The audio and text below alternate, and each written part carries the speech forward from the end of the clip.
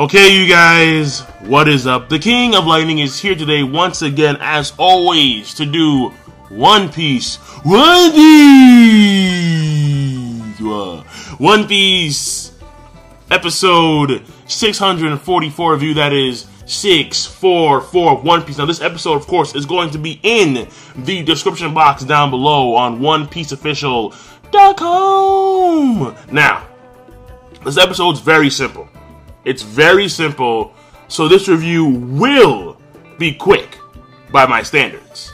Now, the thing here is that, and by the way, if you guys don't already see, alright, right behind me are the 2 PS4s and the 10 volumes of Berserk that I'm going to give away on Patreon.com, as well as another set of 10 volumes of the winner's choosing. So, I'm going to do that probably... Well, I'm going to try and go for Wednesday if I can. If not earlier, Tuesday. I may do the anime stuff first, and then I'll do the gaming stuff on... Yeah, so I'll probably do that. I'll probably do the anime/manga stuff on Tuesday, and then the PS4s on Wednesday. That's what I'm going for. So, if you want to be part of that, you guys know the drill already. In the box below, in the description, Patreon.com. Now, this episode, first of all, let me get the bad stuff out of the way. The negatives. I hate, and I keep on complaining about it because it's constant. I hate this full body gear second. It's making me so fucking mad. I just can't. I can't dig it. I just can't dig it. It's impossible. Because it mitigates the training that Luffy has spent for the past 2 years. He spent a year and a half learning the hockey basics. And then he spent another 6 months training on his own. And that training, of course, one of the end results was being able to selectively control his gear second into his arm, one leg, and on occasion use a full body gear second to amp his speed up dramatically. The dude's already amazingly fast in base mode, to the point where he can outrun explosion. He can pull the damn Son Goku in regular base mode. In gear second, he's disgustingly fast. But no, in the anime, it's gear second, yeah, all the time. It's like, no, I hate it a lot. But that's the first thing I don't like. The second thing is that we actually have really bad pacing. Like, the pacing was slow. Really fucking slow. At a snail's pace. I'm like, whoa. Like, there were even a few additional filler scenes added on when it came to the whole Jola and her infiltrating the Sun Ego and altering its composition with her abilities. So they added a few scenes, they extended a few scenes, and the pacing overall was very slow, not to my liking. The third thing, the animation was shit. I'll be very honest, it wasn't good animation. Like, when it came to the whole altering of the ship, that was not bad. It wasn't bad at all. But when it came to Luffy punching the giant, alright, Hydragen, whatever his name is, alright, that was really bad, bro. I was like, wow, this is not good. It wasn't good at all. It was like Luffy, like, the way his body was, he was in the air, he was like, he was cocked back for gear second, and then he was like this. I'm like, what the fuck is that? Like, it just looks sloppy. It looked really bad. So, last week the animation was on point. Even the filler scenes had good animation last week. But this week, the cannon scenes had bad animation. I'm like, fuck, no. So overall, those right there, a rating of, honestly, like a bad. However, story progression-wise, we did make some leeway into what happened when it came to the Sun Ego, so that was good in that aspect. And then we're actually finding out that Ricky does have a connection with Rebecca, and we see this confrontation between Bartolomeo and Cavendish, where Bartolomeo reveals that he has this quote-unquote connection with Straw Hat Luffy. Now, what that is, I don't know.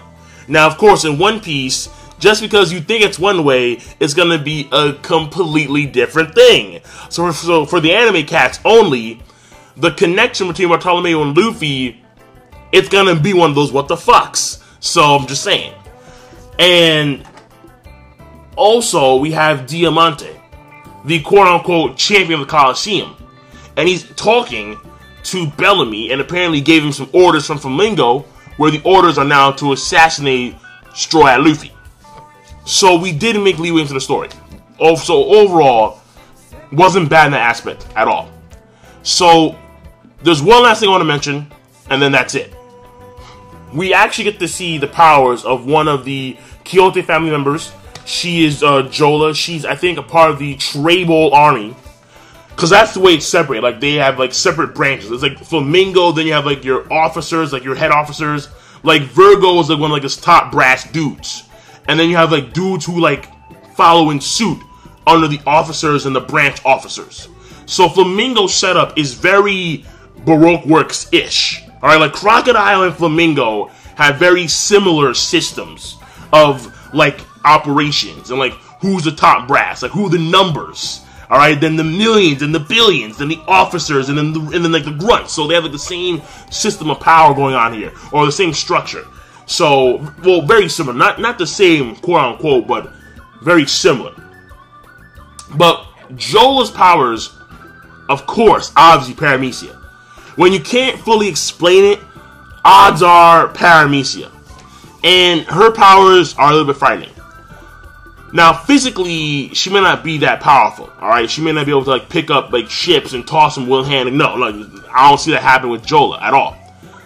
But she can... Do you know, like, in manga or in anime sometimes, or actually, it's mainly in comic books that I notice, like American comics, because, you know, manga is just Japanese comics, whatever. Where someone is thinking about something, and, like, you see, like, that thought... Yeah, like that thought bubble appears, like, over their minds. Like over their head. The same thing occurs here, but that's her power.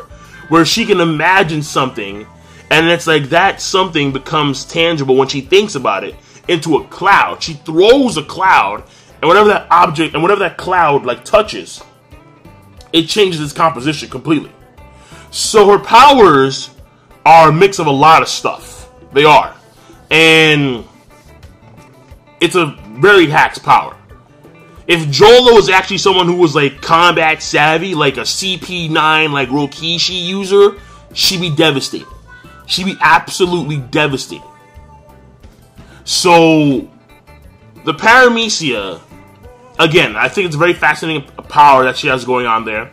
And you can clearly see that her artwork kind of does go along the lines of the, like, Renaissance era artwork.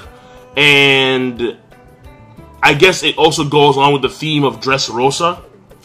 So, overall, that was interesting. So, the episode rating overall. The episode...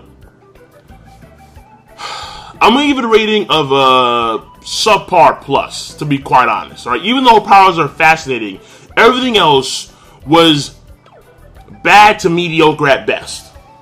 So, I'm going to give it a rating of a subpar plus, because it could have been a lot better. The animation could have been a lot better. I hate the gear second thing, I really do. And even though we did make little snippets of story progression here and there, when it came to the Gladiator Ricky, when it came to Rebecca, when it came to the confrontation between Bartolomeo and Cavendish, when it came to finally Bellamy and Diamante, so we did make some story progression, but overall not enough to actually compensate the negatives of the episode as a whole. So that being said, I'm done. Rating's going to be subpar plus, and I will see you guys later.